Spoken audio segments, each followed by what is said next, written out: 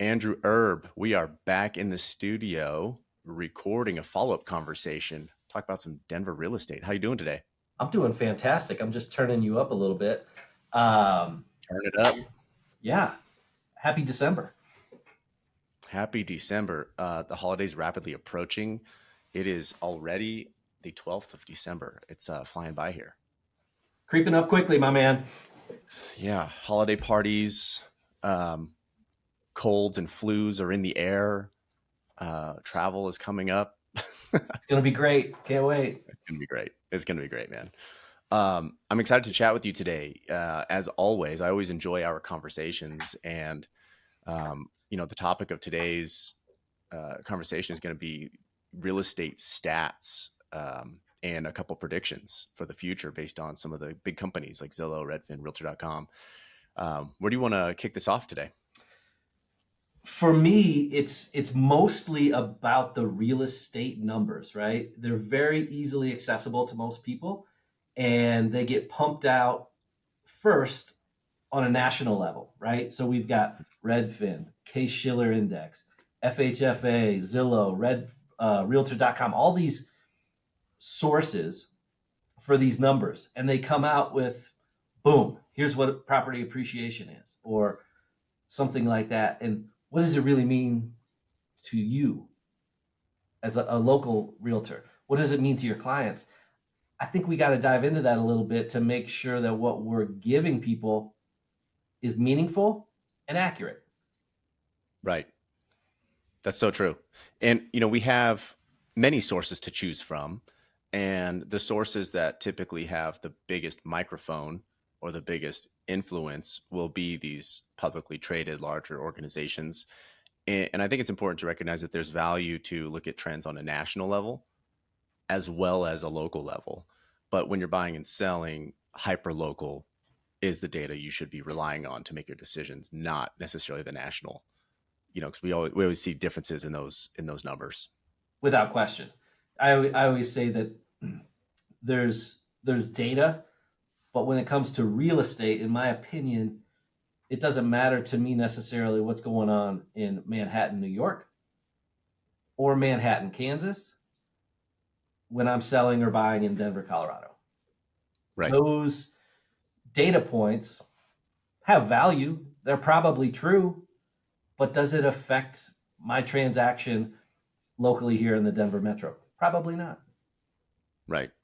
But it could affect seller or buyer sentiment prior to diving into the data, and that has weight. Perception is reality, right? So Right. if I read an article on one of those outlets that says the market is slowing, it's soft, cool, and then you go to buy a house in, let's just say, a hot neighborhood in Golden, Hmm. and it couldn't be any further from the truth.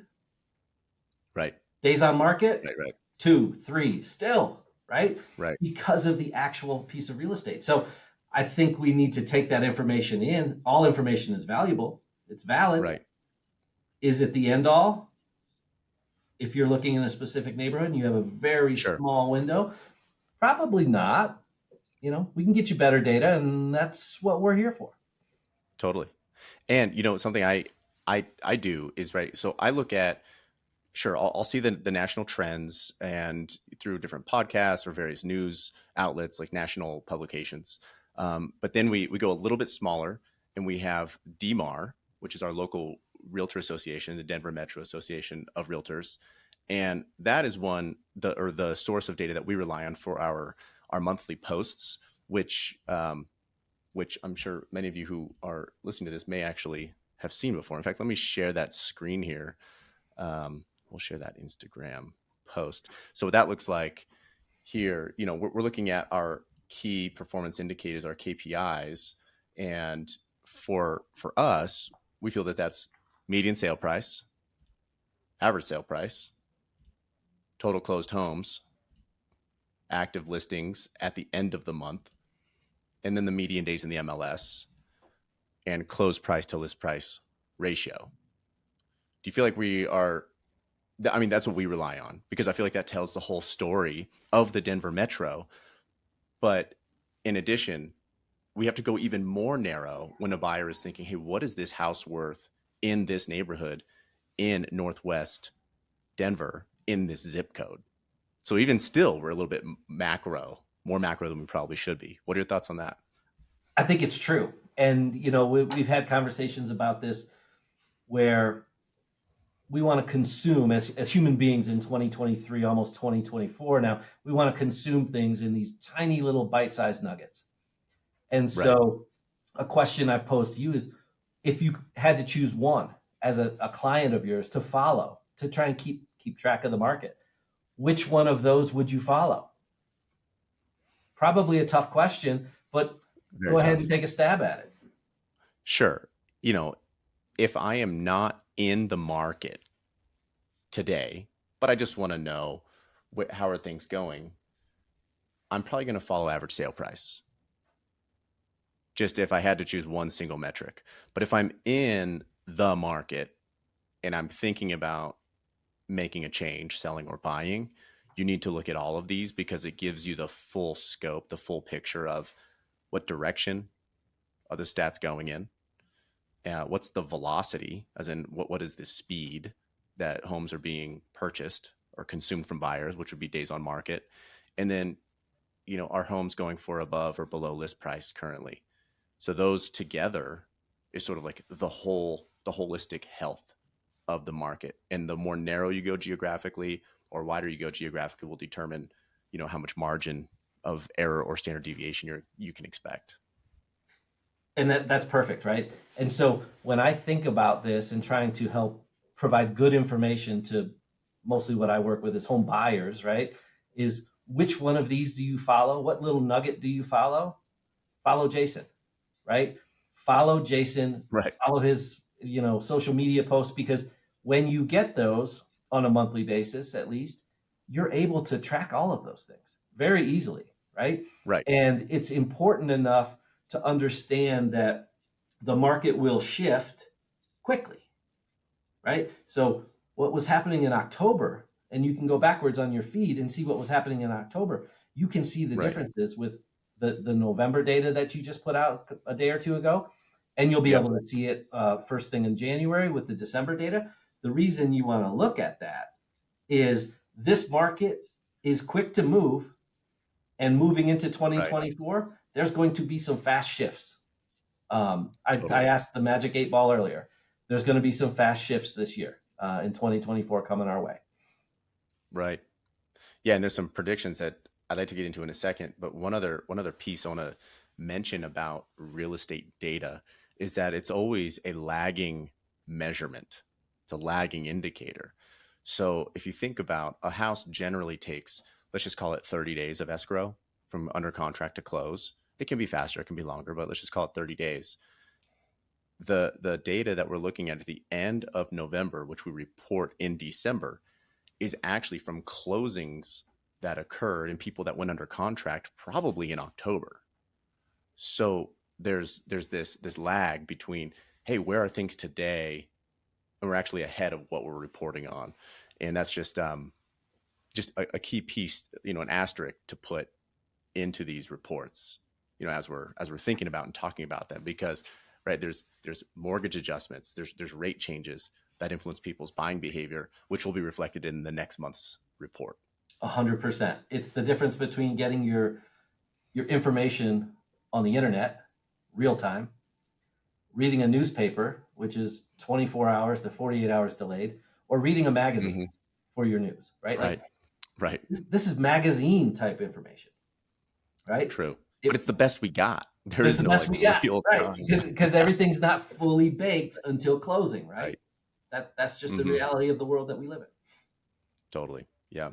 And I'm just thinking about this. One other measurement that I like to use, especially when working with sellers, is how many showings can we expect to receive or have people walk through our house before an offer on Right. average in this zip code, which is usually as narrow as you can get. Or you could draw like a little, boundary, a custom zone.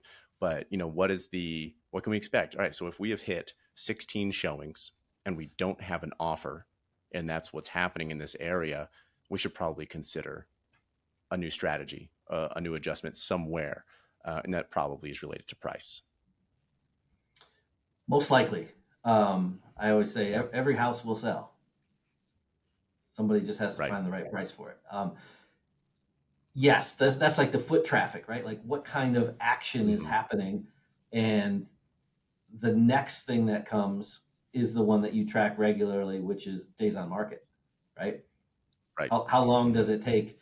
Boom. But that foot traffic is important because if your strategy is out of line, i.e., your price is out of line, you want to know that Hmm. sooner than later, right? As soon as you Absolutely. sit there, I always say, if you go a third weekend, the perception, something's going on with that house, right? That house is Right. tainted some way, right? It may just Right. be the price, but maybe people have gotten in there and they've discovered something and it's sitting. Well, you gotta make some moves before it becomes really stale. That's so true. And it's also frustrating. I have been on the list side of listings in my career here, where people just say, the feedback you get is overwhelmingly positive. Great house, love it. It's staged nicely. The sellers have great style. Oh my gosh, like we love it. It's like amazing. When can we get an offer? Like, we're just not really so sure yet. Um, or somebody might see, hey, I see you've been on the market for 40 days. What's wrong? Right? And I don't always have a good answer. And I've been on the buy side and asked that question as well. Be like, hey, what's happening here? And I'm empathetic. Sometimes the listing agent might say, honestly, we've had great feedback. We are quite surprised we're not under contract yet. And here we are in December 2023. There's a lot of timidness happening. And we talked about this during our last conversation, but there's so many people that are just waiting.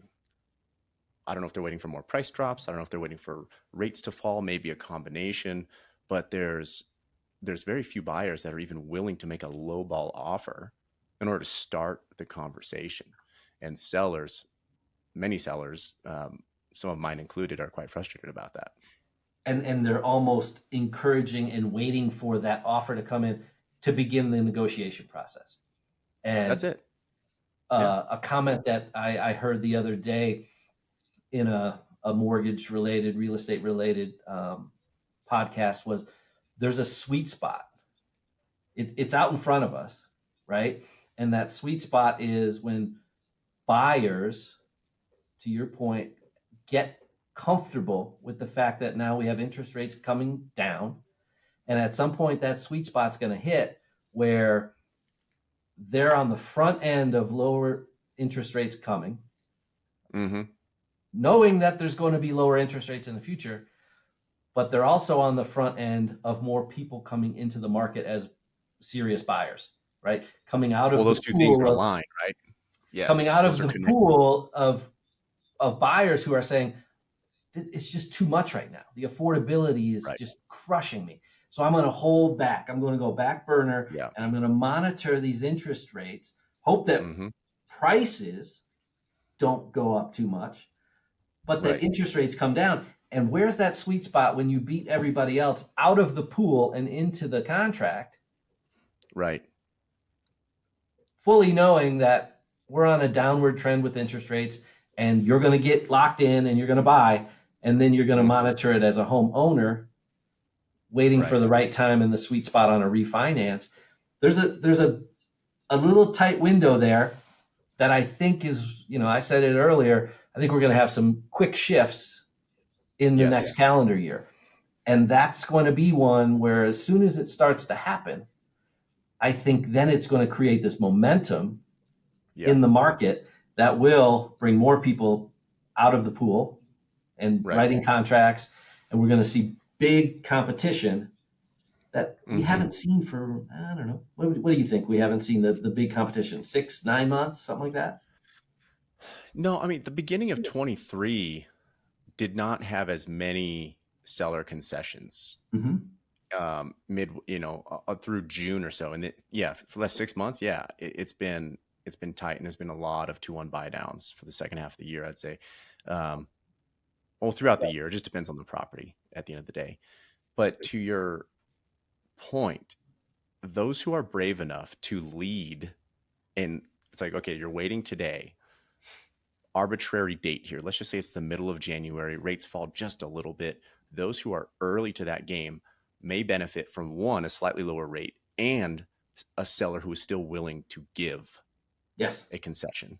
So that's like, hey, the double whammy, great. But those Allow who are for like, no, inspection. Objection. exactly, allow for inspection, objection, correct. And then those who wait maybe until the next rate drop, they say, now we enter.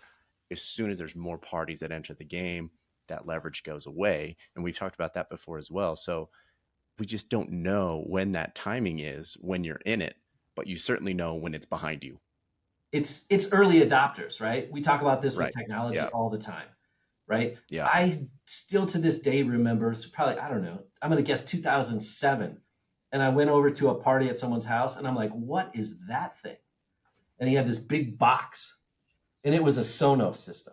And he was explaining it to me and I'm like, dude, this has no legs, right? Right. 15 years later, guess what? Uh-huh. Early Yep. adopters always benefit somehow, right? So Sure. are you rushing into something? Maybe, maybe not. Are you going to time it perfectly? Probably not. I think he paid a fortune for Sonos in like 2007, right? And then everybody was able to get them for 200, $300. But guess what? They missed out for 12 years, 10 years. Yeah. Until Moore's it Law is became real. so mainstream and less expensive. Okay. But I know for a fact he enjoyed himself with that for quite a while. That's true. That's true. So yeah, I think it's the same idea. It's early he couldn't adopters. refinance his Sonos. Say that again. Yeah, can you refi your Sonos? He couldn't refinance his Sonos. Get a better deal on that. I can't even use it anymore after the last update. Not that I'm salty about that. 2007, the year of Sonos and the year of the first iPhone. Big deal. Big deal. Yeah, I know. So go ahead. I was going to say, what's next on our list to shake down? Yeah, I want to talk briefly about a couple of these predictions of these big players. Let me share a couple of images here. Screen. We're going to start with housing forecast from Realtor.com. So Realtor.com, I like how they kind of give this weather analogy to this here. So for inventory, they think the forecast is stormy, being there's going to be a minus 14% of inventory down from 2023. That could happen. I mean, I could see that happening, especially if there's a higher consumption, if rates come down, and we will still have the seller conundrum. Do I want to give up a low rate for something higher? What do you think about that? I think that's real. And somewhere, again, there's a threshold where current homeowners who have been or are in a position to make a move, right? Either what we call move up buyers, getting out of their starter home and into a slightly larger home because their families are growing, or folks who are looking at or in retirement and they want to right size their homes, but they're just stuck, right? They're financially stuck there. Sure. I think that we will see a point in the next 2 years where people will become comfortable with giving up what they have, right? This golden handcuffs of 3% mortgage or something like that, because life keeps coming, right? That is one thing we know. So if you've got a 2-bedroom house and you have a second child or a third child, you can only last so long, right? Before it's I don't care what the rate is. dollar bills don't matter anymore. Like we have to make a move. We are forced to make a move. And that's been true forever, right? It will become true again. People will accept it, whether that's 6% interest rates or 5.5% interest rates. I don't know, but I'm keeping an eye on it because there's going to be a shift, just like with buyers who don't own right now, where people who own homes are going to be willing to give up their low mortgage rate in order to move on with their life. Yep. It's going to happen. Yeah. What is it? Is it 5 Ds? Death, divorce, diamonds, diapers. There's 5 Ds. I love this. We've got to figure it out. We got to figure out what the 5th D is. All of those Ds, whatever they are, they will keep happening. And sooner or later, the pressure Yeah. is gonna become real, and people will start making moves. I'm not Right. convinced that we have to get too far down. I think once we get into those sixes with regard to mortgage rates, I think people start making moves because we were talking about things like eight. Mm-hmm. Well, guess Mm-hmm. what? Six Yeah. sounds really good. And a lot of this Yeah. is psychology, right? Some of it is math, that's Yeah. real, but a lot of it is psychology that they think they're getting something better than it was. And that's when FOMO will kick in as well. And Right. people will start to act because other people are. As a teenager, in all my angst and hardcore emo music that I used to listen to, my mom would say, turn the stereo down. And I would turn it up first and then turn it back down to where it was. And me thinking I was outsmarting Mama Bear, that never worked, but I tried it time and time again. But nonetheless, I feel like that's the same concept, right? Hey, we were at 8, so 6.8 doesn't feel so bad. No doubt. Totally agree with you. And Which I is, can't see the just underneath that. Is that a year that it says 6.9? Is that 20? oh, there we go. I can Oh, look at that. maximize, Okay. enhance. There we go. So yeah, mortgage rates are saying cloudy forecast 6.8 for 2024, which I So I think guess is, the mortgage question is, forecasting is challenging. what does cloudy mean? Is it cloudy today or is it cloudy moving forward? It says it's a forecast, which makes me think they're moving forward with that to Hmm. 6.8. I've got here, I'm less technical than you, my friend, but I've got a actual piece of Is that paper. an abacus? What is that? This is a Just joking. spreadsheet from the Mortgage Bankers Association, right? November 17th predictions moving forward for interest rates, right? Where do they Yeah. see things going? And right now, Q4 2023, when they put this out on November 17th, 7.5, right? Hmm. By Q3 next year, so let's just call that September, 6.3. Hmm. That's a point and a quarter almost drop. That's big time. And that's Q3 24. Correct. So if we just Perfect. fast Well, Andrew, I think forward, I'm just going to wait until Q3 24. no, well, here's the deal, right? So that sweet spot that we're talking about, Q2, Uh-huh. they predict Yeah. 6.6. Right. So what's the threshold? What's going to make people say, I want to crawl out of this pool of buyers and beat Hmm. everybody, right? That's Sure. Q2. Hmm. Personally, I think that's where we start to see some action for two reasons. Sure. All One, right. the rates are going to continue to trend downwards. There's going to be some bumps along the way, but we will continue to see rates trend downward through the first quarter. I think by the time the second quarter hits, the Federal Reserve is going to be in a position where they start to lower the Fed funds rate. They do not Sure. directly control mortgage rates, but they influence. Sure.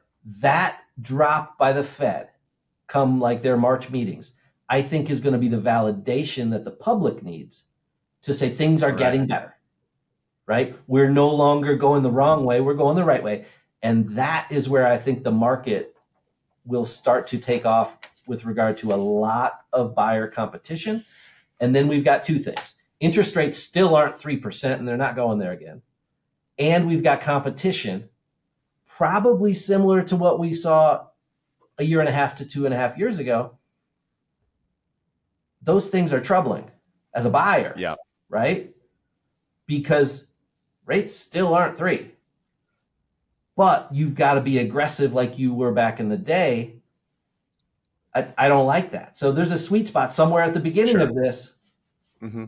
If you're in the buyer market, and if you're isolated in the buyer market, you don't have a property to sell, but you are buying. You're either a first time buyer or you're currently renting for some reason, and now you're moving and looking to buy again.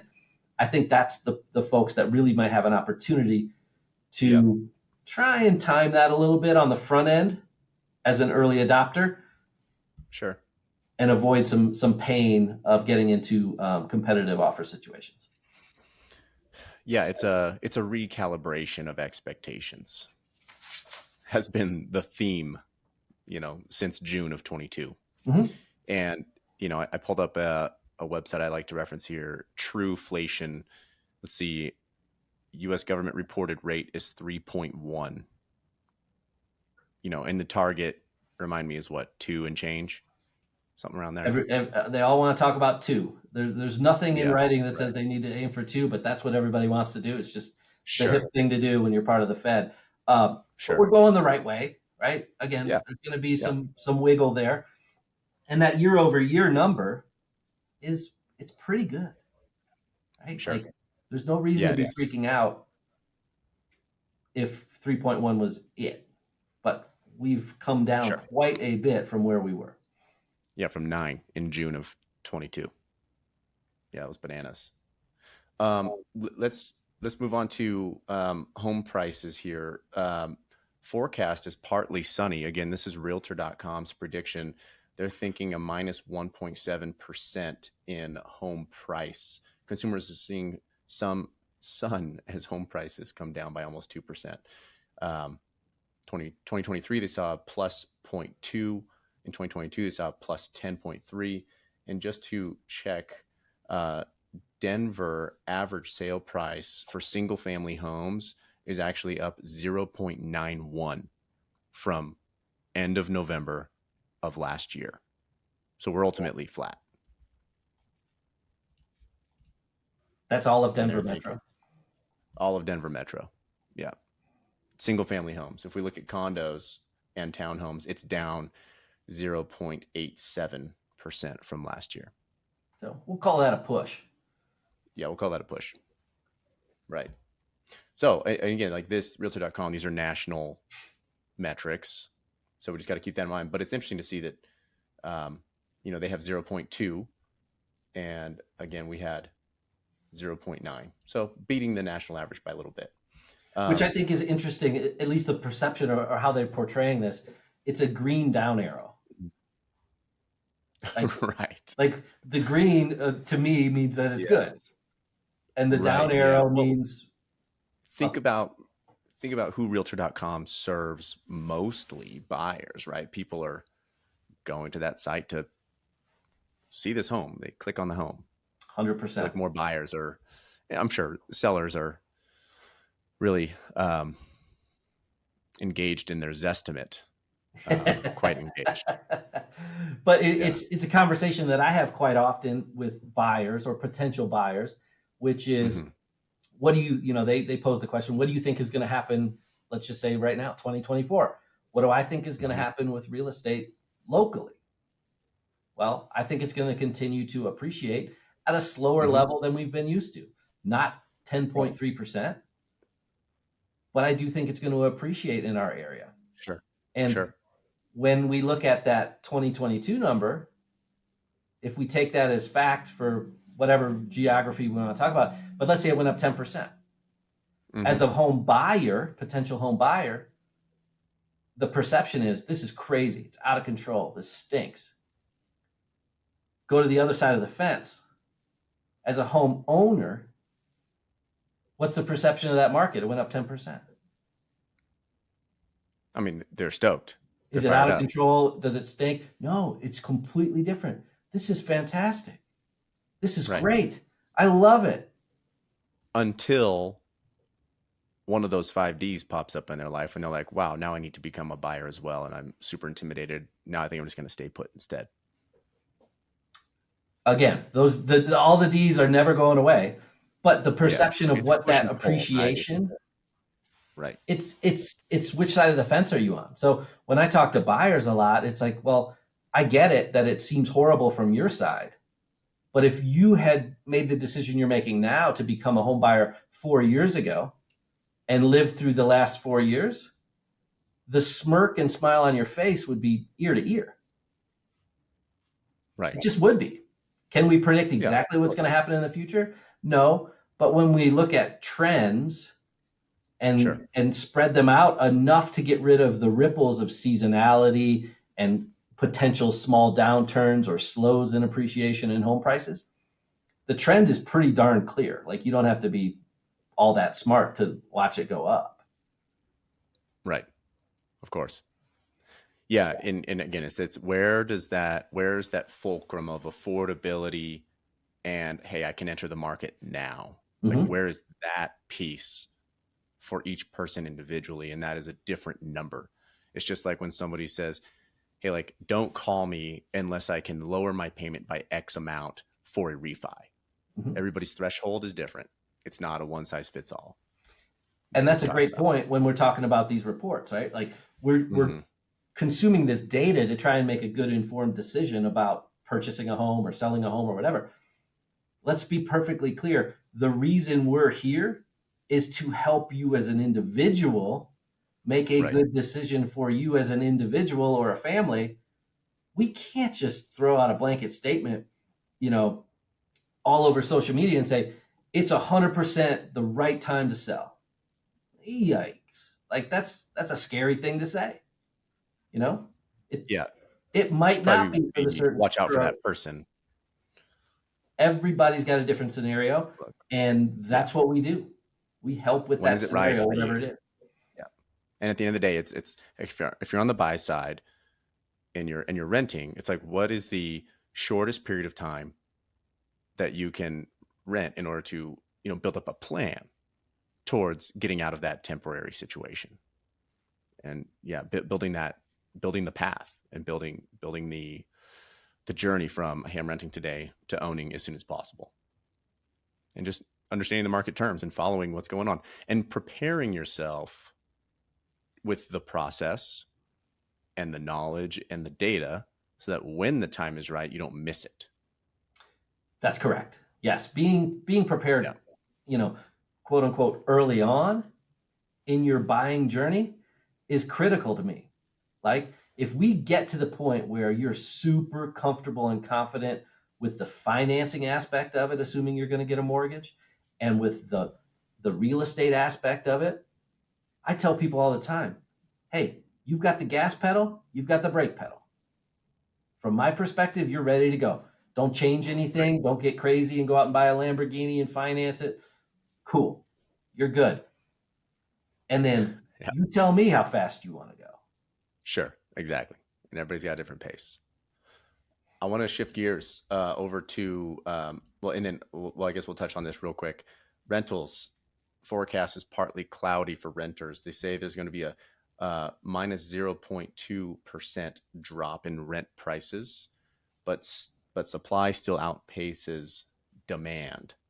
So Huh. my initial thought on that is that there could be more people renting their homes because they have a low interest rate from the COVID timeframe, and it just makes sense. So we have a surplus of rentals, which is sort of interesting. In the Denver area, all we hear is the talk of the shortage of housing, not a surplus Across the board, right? Like across whether the that's, board.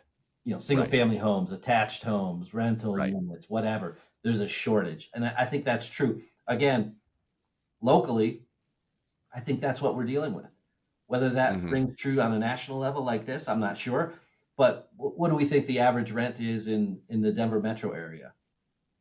I mean, it's got to be north of $2,500. So if we say 2,500 bucks and 0.2% minus, so this statistic being partly cloudy on a monthly basis, if we're talking about 2,500 bucks a month, is saving everybody in that pool $5 a month.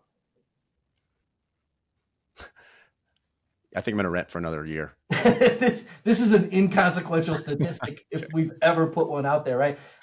Which it, Right, again, like we deal with this every day, so we right, dissect this stuff. But to right. to call it partly cloudy or partly sunny, I'm not sure which one makes sense. Just like when they say that on the weather, which one's Sure. different? What's Right, different? right. Partly cloudy or partly sunny? I don't know. But Andrew, that will give me most of a latte Almost, every month. yeah. Every month. Yeah. I'm That's a black coffee drinker, right? So I don't know, but it it's not much. right. Right, right. So moving on here, and we won't go into every single point in this. That could be left for a different conversation or another video here. But Zillow's 2024 housing market predictions. Zillow predicts more homes for sale and improved affordability in 2024. And I'll read this highlighted segment here. In 2024, Zillow economists predict home buyers will have more options and a bit more affordability breathing room, but only a bit. after the inventory crunch and mortgage rates rising to 20-year highs were this year's headline news items. I don't always agree with Zillow on much, but I agree with this, right? Yeah.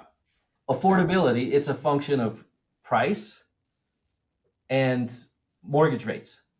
If we're assuming Right. that they're getting a mortgage, right? So this is, as far as I can say, close to fact for something that we're predicting in the future, right? Because I do Right. think mortgage rates are headed down. I don't think Yep. we're going to see massive appreciation or increase in sale prices, but I also don't think it's coming down.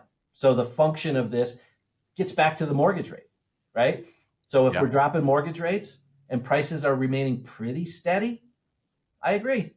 Affordability is going to improve. Right. And thank God we need it. Oh, We really need it. without question.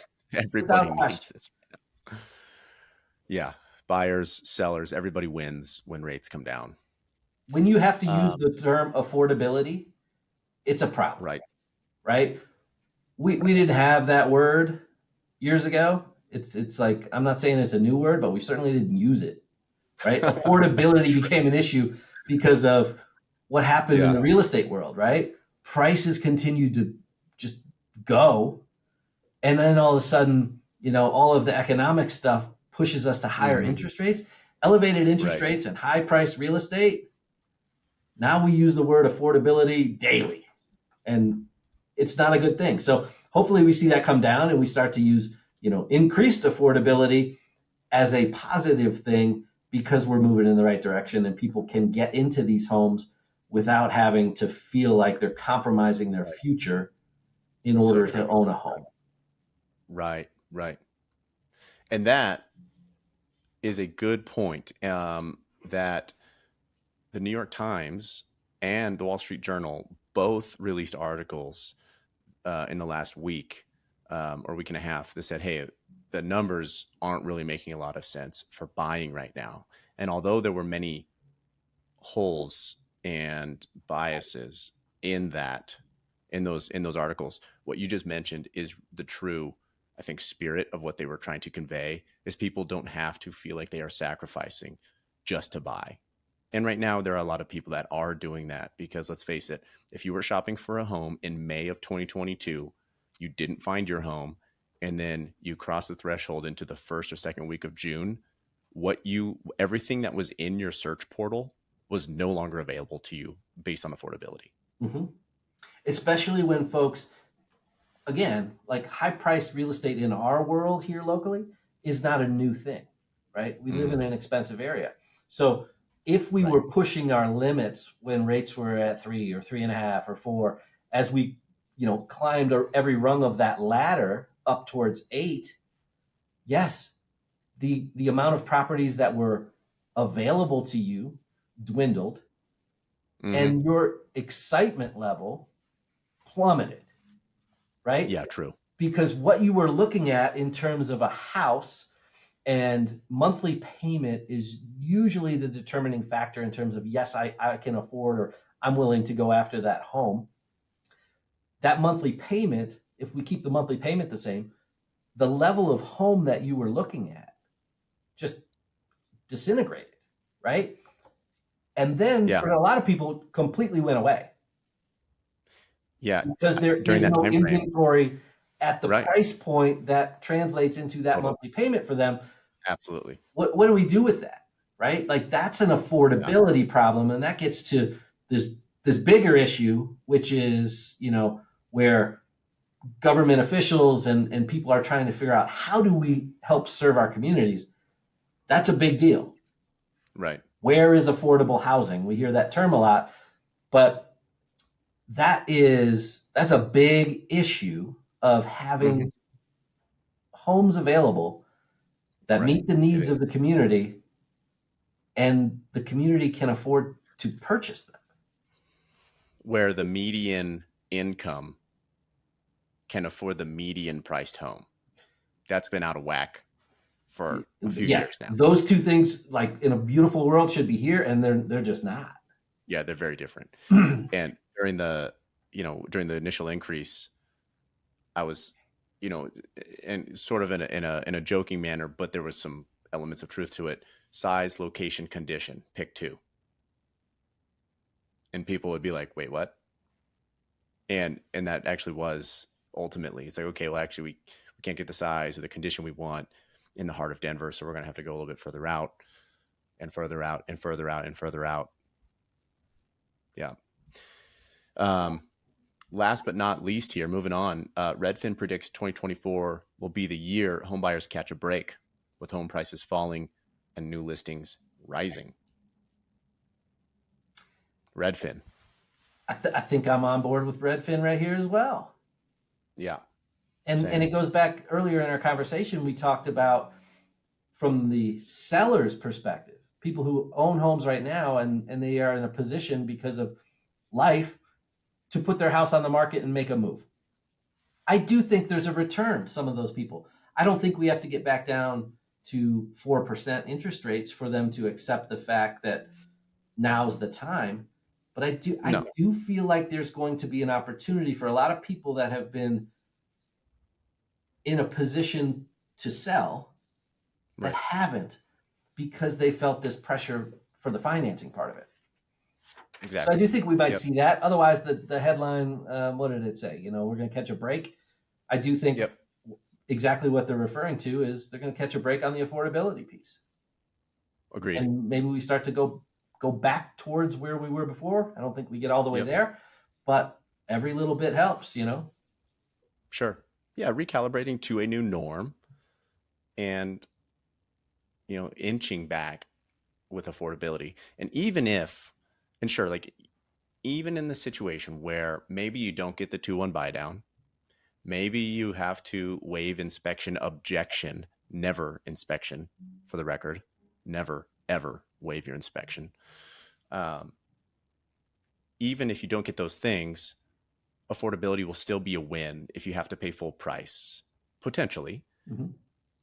But for those who happen to hit the timing just right, which is really impossible to time, and it varies from house to house, subdivision to subdivision, this piece of, well, if I can get the 2-1 buy down and rates have dropped a little bit, that will be a small window, going back to what we were talking about probably about 20 minutes ago. Yeah. It's timing the market when you're purchasing real estate is incredibly difficult. Like, you've got to want to buy a house. You've got to have the wherewithal to buy a house. You've got to find the house. You've got to get under contract on that house. And then you've got to close on that house. Potentially has to end at the same time. Then you've got to close on that house. That's enough, right? Like, that is enough to try and manage at one time. Trying to then throw in one more timing issue and time the mortgage market, it's almost impossible.